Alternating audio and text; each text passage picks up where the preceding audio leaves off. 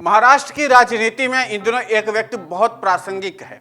उससे लगातार deputy CM लगातार संपर्क साध रहे हैं, उससे मिलने की कोशिश कर रहे हैं, मिलते भी हैं। और इसके बाद महाराष्ट्र की राजनीति एक बार फिर से नए चर्चा के विषय पर तब्दील हो जाती है। नाम है उस व्यक्ति का राज ठाकरे। इसीलिए सवाल उठना शुरू हो गया महाराष्ट्र की राजनीति में, क्या राज ठाकरे पड़ेंगे सब पर भारी? और इसी सवाल के साथ हमने किया सबसे बड़ा पोल, और सबसे बड़े पोल में सबसे चौंकाने वाले नतीजे। क्योंकि राज ठाकरे महाराष्ट्र की राजनीति में जब प्रासंगिक हो जाएं तो यह समझा जाता है कि महाराष्ट्र की राजनीति में उनकी जो महत्ता है वो बढ़ रही है।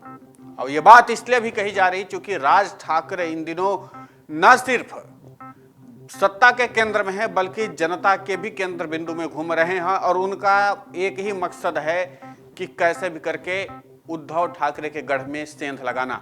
इसीलिए यह प्रश्न उठ रहा है जो हमने पोल में उठाया कि क्या राज ठाकरे सब पर भारी पड़ेंगे। इस पर 51% लोगों का मानना है कि हाँ, 49% लोगों का मानना है कि नहीं। ये दो प्रश्न जो हैं, दो प्रश्नों के बीच में जो ये पोल आया है, बहुत माइनर सा फर्क है, लेकिन फर्क तो है। लेकिन महाराष्ट्र की राजनीति में राज ठाकरे जिस तरीके से प्रासंगिक हो रहे हैं और जिस तरीके से उनकी बातें कही जा रही हैं, उन सब के बीच में सबसे पहले डिप्टी सीएम देवेंद्र फडणवीस ने मुलाकात की और आज खुद उनके घर जाकर के महाराष्ट्र के सीएम एकनाथ शिंदे ने मुलाकात की है।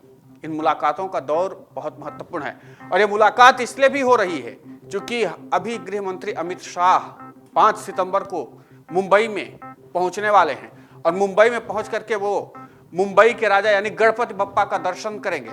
इसके बाद सिद्धिविनायक मंदिर भी जाएंगे। इन पूरे घटनाक्रमों को जोड़ करके देखा जाए तो पूरी महाराष्ट्र की राजनीति इन दिनों हिंदुत्व के मुद्दे पर केंद्रित हो गई। चारों तरफ से आप देखिए तो हर नेता आपको हिंदुत्व की बात करते हुए दिखेगा। देवेंद्र फडणवीस, एकनाथ शिंदे, राज ठाकरे और दबीज जुबान कहिए तो उद्धव ठाकरे भी। इन सब चीजों को अगर समझें तो एक चीज है कि सबसे ज्यादा हिंदुत्व पर अगर कोई बल दे रहा है तो राज ठाकरे हैं। हलाल मीट के खिलाफ मुहिम छेड़ दी है राज ठाकरे ने और इसीलिए 51% लोग उनके साथ हैं। 49% लोग अभी भी उनको स्वीकार नहीं कर रहे हैं। लेकिन ये फर्क चाहे जितना भी हो, एक चीज तो साफ है कि महाराष्ट्र की राजनीति में उद्धव ठाकरे के बाद सबसे ज्यादा अगर कोई प्रासंगिकता स्थापित कर लिया है तो वह है राज ठाकरे। और इस समय शिवसेना बैकफुट पर है सियासी लिहाज से।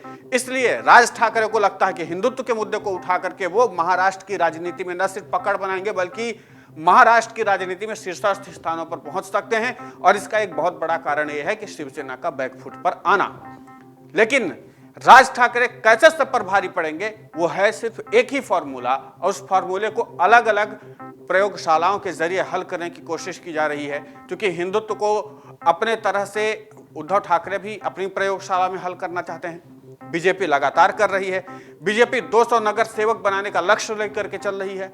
इन सब चीजों को अगर एक साथ लेकर के चलिए आप तो देखने में वाली बात यह होगी कि राज ठाकरे के पास इन सभी जोड़ तोड़ का समाधान है, एंटीडोट है।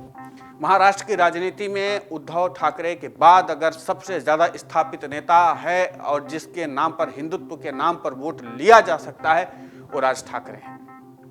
यही कारण है कि राज ठाकरे से नजदीकी यहां पर बीजेपी बढ़ा रही है, एकनाथ शिंदे बढ़ा रहे हैं। और इसका कारण यह है कि जहां पर उनको लगता है कि सिर्फ ठाकरे नाम पर वोट मिल सकता है तो क्यों ना राज ठाकरे का इस्तेमाल कर लिया जाए। और एक बार राज ठाकरे हमारे साथ जुड़ गए तो फिर महाराष्ट्र की राजनीति को और अच्छे तरीके से हैंडल किया जा सकता है क्योंकि वहां पर उद्धव ठाकरे बैकफुट पर आ जाएंगे। और इन दिनों राज ठाकरे हो, एकनाथ शिंदे हो और देवेंद्र फडणवीस हो, उन सब का एक ही मिशन है, एक ही लक्ष्य है कि कैसे भी करके उद्धव ठाकरे के गढ़ में सेंध हमारी की जाए। सवाल यह है कि उद्धव ठाकरे के गढ़ में सेंध हमारी कर पाएंगे या नहीं, ये अपने आप में भी बड़ा सवाल है। इस पूरे घटनाक्रम में जो हमने पोल किया उसमें 51% लोगों ने माना है कि राज ठाकरे सब पर भारी पड़ेंगे। 49% लोग मान रहे हैं कि नहीं भारी पड़ेंगे। लेकिन हकीकत यह है कि राज ठाकरे इस बार के बीएमसी चुनाव में सबसे ज्यादा भारी पड़ेंगे। और इतना ही नहीं, निकाय चुनाव में के और भी क्षेत्रों में, चाहे वो बीएमसी की तो बात ही छोड़ दीजिए, उसके अलावा और क्षेत्रीय स्तर पर भी राज ठाकरे का विस्तार होगा। और इसके लिए बाकायदा उन्होंने रणनीति तैयार की है। और एक तरफ हिंदुत्व को साध रहे हैं, दूसरी तरफ युवाओं को भी साध रहे हैं। देखने लायक बात होगी कि उद्धव ठाकरे इन दोनों रणनीतियों में कहां स्थापित होते हैं। इस घटनाक्रम को लेकर के आपकी प्रतिक्रिया क्या है, हमें कमेंट करके जरूर बताएं। डाउनलोड करें अमर उजाला ऐप और पाएं खबरें लगातार। अगर आप ये वीडियो YouTube पर देख रहे हैं तो हमारे चैनल को सब्सक्राइब करें और बेल आइकन को दबाना ना भूलें। अगर आप Facebook पर ये वीडियो देख रहे हैं तो हमारे पेज को लाइक करें।